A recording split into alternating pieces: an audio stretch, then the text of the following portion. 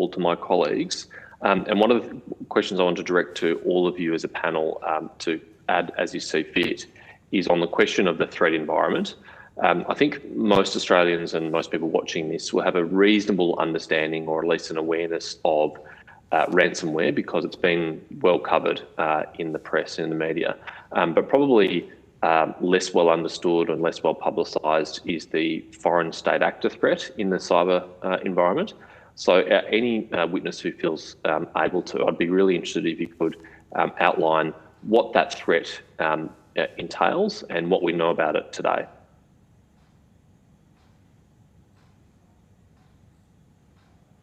Any volunteers? Who's going to step up?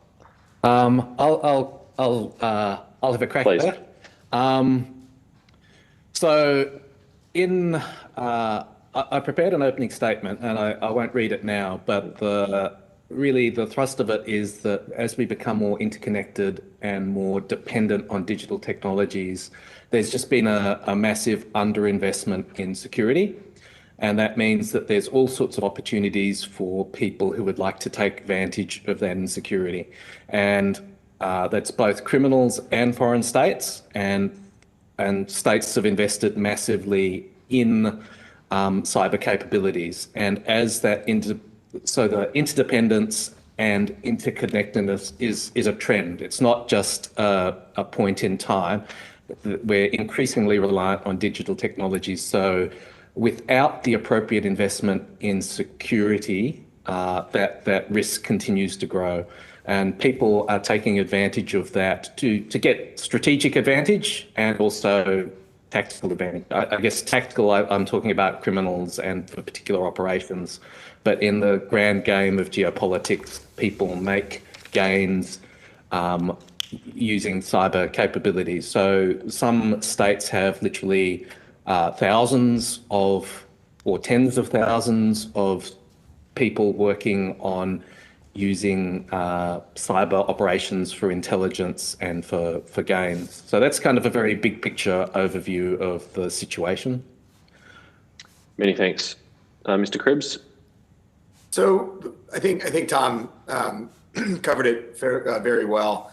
I think characterizing the way at least I see it is there have been three strategic shifts over the last several years in the threat actor landscape. First is, as you've already mentioned, was ransomware and criminal actors. And I don't want to gloss over the fact that it is actually important that the public, the American public, the Australian public, and elsewhere finally recognize the true disruptive nature of cybersecurity in general after decades of more intelligence-based actions that have been by design subtle and covert. Now, when we have these brazen, in-your-face disruptive attacks, I think it actually finally brings home, particularly here in the U.S., but also in Australia, when your hamburgers and hot dogs have been taken off the shelves, that makes it really resonate. I think the second strategic shift that we've seen was probably over the last 2 to 3 years, where adversaries, intelligence apparatus of our adversaries, and traditionally from the U.S. perspective at least, we call that Russia, China, Iran, and North Korea, but obviously there are others. They have sought to turn the global ICT ecosystem, the systems we use on a daily basis, they've sought to, rather than go after their primary targets going through the front door, they've sought to enlist and enslave effectively our technologies to use as a real-time collection apparatus. And when you think about SolarWinds, that's how I would be thinking about it, is taking advantage of the IT systems that we use and that we deploy without fully appreciating the risk and the elevated access these systems have. And the third and final strategic shift that I'd suggest we really prioritize is a shift to functional disruptions and moving away from purely reconnaissance and intelligence collection. But as great power conflict increases, particularly in the case of Russia or in the case of China, and we will see, colder or warmer activity, what we may see is precursor operations that disable infrastructure to prevent the opposing power to be able to project power. So that's the third piece that I mentioned. Thank you. Any other witnesses want to contribute on this? I'm happy to, Chair. Please. I would like to echo the sentiments that have just been made. I'd also like to submit that in the threat environment, we had a real geopolitical shift, and the public narrative, particularly in Australia, is much stronger. So in 2010 and 11, when Huawei was banned from the NBN build, there was not one public statement that you could find about the reason for the government's decision. If you fast forward to 2018, when the government made a very public decision to ban high-risk vendors from that build on the basis that it was access to data and access to critical infrastructure, it really changed the geopolitical nature of the threat being very public. I think that the shift of the threat being something that was sort of witnessed by way of major attacks to being something that is openly talked about is huge in Australia.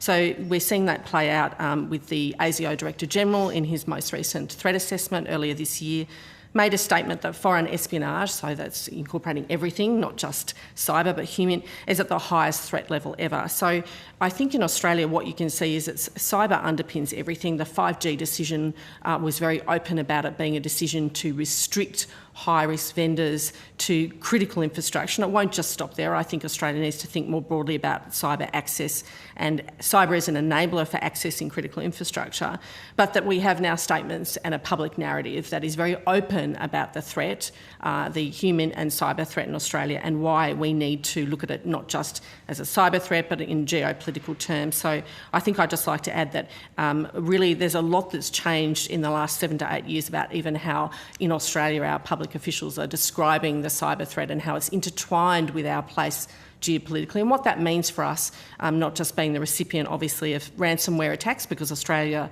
is just as much a victim and our companies as on a smaller scale as the US, but that we also make significant decisions that impact us geopolitically in the region. I think that adding to that as well, we need to look at this as a whole of supply chain risk, because this is a risk that runs right from the components that make up the network infrastructure that underpins critical infrastructure, right through to interference on these actual networks. So the risk is right from the semiconductors through to the networks. It's not contained. Any other witnesses want to contribute on this question? If I may, I just wanted to add a point of nuance to the first comment around underinvestment in cybersecurity.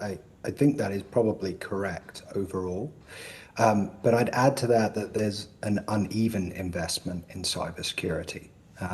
There are companies out there, if you looked at a JP Morgan or a Bank of America, those sort of size and sophistication of entities, who are spending almost $1 billion a year on cybersecurity programs, which is clearly a significant investment for a company of any size. But it's absolutely true that it's not consistent across industry. And I think at least part of the objectives of the bill should be ensuring that everybody is leveling up, but doing so without inhibiting the good work that many companies are doing already. Mr. Blackburn, are you seeking a contribution here? Yes, what we've seen with the work we've been doing with our institute, whilst cyber is a critical threat to our supply chains, our understanding of how supply chains work and how systems are connected is very poor. Particularly, for example, when we've looked at the energy supply chains, we take actions at the government level, but without a coherent discussion about what the whole supply chain looks like. So, for example, it's not just cyber attack if we offshore the control of parts of our ports, which is being discussed. So certain port functions might be run from the Philippines, for example. That's a fundamental problem for us, not just from cyber, but the control of it. Same with medicine supply chains that we've written about a lot. The understanding of what that supply chain looks like is very poor. And therefore, in the event of a cyber attack, do we understand what the implications are? In our view, we don't. Okay. Thank you. Oh, sorry, Mr. Hanson, yeah. Just one more thing. I mean, I think I agreed with everything that everybody had said. I just think one of the evolutions that we're seeing in the state-based threat, if you look at, for example, the disinformation space, there's a whole, within one country, there can be multiple different actors that can be interfering in the information environment, and they flow from a spectrum that is, clearly a state actor all the way through to a proxy, and then you can even go into Western paid influencers that are appearing to be, authentically, espousing a party's propaganda, but when you look into the detail, appear to be closely linked with the party through different incentives. So can be this whole spectrum of individuals that are acting on behalf of a state or groups, and it can be increasingly difficult, I think, to disaggregate and ascertain whether or not they're acting on behalf of the state or not. Yeah, very timely. If I may, Mr. Krebs. Yeah, if I may, you unfortunately, Fergus triggered me a little bit there with the disinformation comment. I think that's absolutely critical to consider. We tend to, in Western liberal democracies, think about our defensive operations in silos, technical silos in particular for cybersecurity. But our adversaries, particularly Russia, tends to blend them together in hybrid operations. If you think about the way the GRU operates, it is close access operations alongside disinformation operations, hacking operations out of the SVR. And so we need to be thinking defensively. Our strategies have to be connected against countering disinformation as much as we do technically. And this is important for critical infrastructure as well. If you go to the point about an uneven underinvestment for cybersecurity in the critical infrastructure community, there's virtually no investment on countering disinformation. And nowhere more important is that right now than in the deployment of COVID-19 vaccinations. We are seeing an active threat environment from Russia and China for vaccine diplomacy, and we're also seeing it from conspiracy theorists and just vaxxers in general. So there's a much longer tail on the disinformation. But I will say that I've been impressed with the Australian government's efforts over the last several years to take disinformation and threats to democracy in particular very, very seriously. In fact, they're well ahead of where I would say the United States is. Mr. Krebs, I want to come back to the third point you made in your first statement about the way in which a malign foreign state actor might try to internally disable a country or a key piece of infrastructure as a way of preventing us from projecting our power. I'll ask you to expand a little bit on that, and any other committee panel member who'd like to add to it. But what's the scenario you're envisaging here? Can you put a bit more detail around that? Absolutely. So we saw at least a criminal actor use a technique with the Colonial Pipeline interference. But we have previously, and Director of National Intelligence Dan Coates mentioned it in public testimony in his worldwide threat assessment a couple of years ago, talking about disruption of pipelines, for instance. And again, we saw that with the Colonial Pipeline. That was not a state actor. It was a criminal actor, but nonetheless, the Chinese had expressed some interest in understanding more about how the United States pipeline systems work. And again, the concept here is you disrupt a systemically important critical infrastructure. And given the points made earlier about we don't fully have an understanding of the interdependencies across our critical infrastructure functions, it can be just like pulling the leg out underneath a stool that causes the whole system to collapse. Any other witnesses on this issue?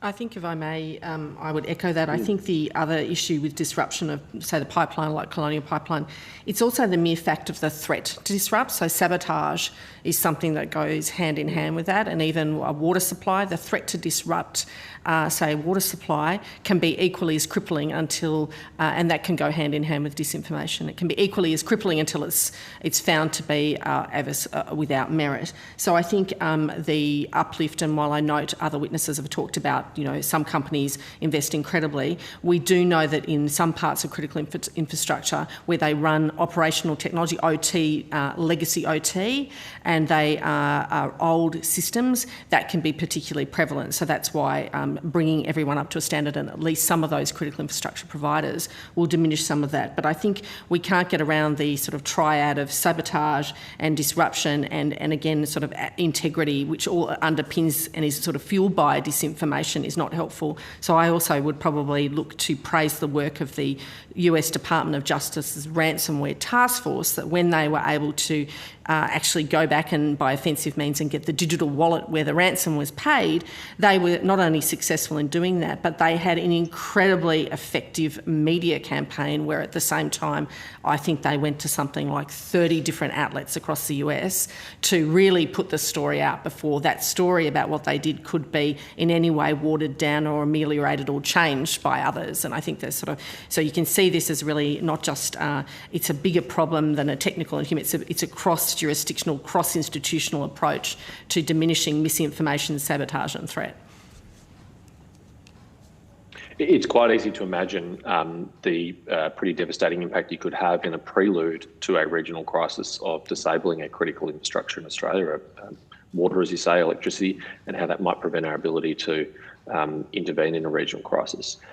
Is it possible, in the view of any of the members of the panel, that there already is a dormant presence from a foreign state actor on any of our critical infrastructure already in Australia that we might not know about? 100% it's possible. Yeah, I would say 100% possible. They own part of it. Yeah, that's why I think network. I think ransomware is a good example of that, where often ransomware actors, and it's a different thing, will sit and lie in wait and prepare a network for a long period of time. It's entirely possible without good threat hunting and good surveillance of your own network, and legacy networks being particularly prey to this, that you would have an adversary sitting there for a long period of time waiting to flick the switch. So if that is the case, and if we believe, as many senior respected people do, that in colourful terms the drums of war are beating, it seems like a pretty urgent task to identify where that is and to rid ourselves of it as soon as possible.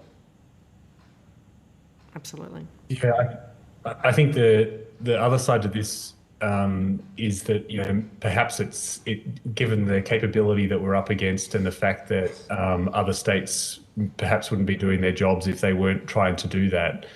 Our adversaries, it's going to be perhaps nearly impossible to eradicate that threat. So what we have to do, as well as defence, is make sure that we're resilient in terms of standing back up again after that threat. So I think it's a hopeless task to try to completely eradicate that threat, but it's not a hopeless task to be resilient to come back if we are attacked. So perhaps rather than eradicate, mitigate against the consequences of it. Well, perhaps we don't have a preparedness concept like the military does in civil society. And if we're not prepared to prepare, resilience doesn't have a verb with a word. I'm not going to resile. The verb is prepare. And so if we look at the defence preparedness constructs, as a society, we fundamentally fail to do that. We just react. And it doesn't matter how we analyse the cyber piece of this, if we are not prepared to take action to reduce the problem we have to react to, or to adapt. I think what we're talking about here is adapt to the reality of a changing world. Then we are doomed to continue to react after the fact. And that's a cultural problem in this country. And I just want to add, to be clear, there's a difference between lying in wait and, so espionage is different. I think that might have been what Fergus was hinting at. Espionage goes on, and I don't think we seek to eradicate that, and that's not where we should be going. I think there's a big difference between having an adversary lie in wait to unleash or to prevent access to critical infrastructure, as you noted, Chair, or to do something sort of malicious. That's a different matter, and that's certainly something in the preventative space that with good network hunting and a good understanding of your network you could do. But I absolutely echo that part of the problem we're facing now is, in my experience as a lawyer, unless you make certain obligations mandatory, then a lot of organisations, big or small, will kick the can along. That's a big difference. And I think preparedness with obligation is something which obviously some of us support in the proposed bill, and that's a different matter. I just want to make that distinction between espionage, which goes on, and lots of organisations may have lots of things on their network, as opposed to things that might be lying in wait to do damage, to steal commercial and strategic information, which is a different matter. Thank you. And I want to come back to you on that question of compulsion in a minute, Ms. Falk. I just want to provide Mr. Botting an opportunity to comment, because I think you were trying to add before. Yeah, thanks very much, Chair.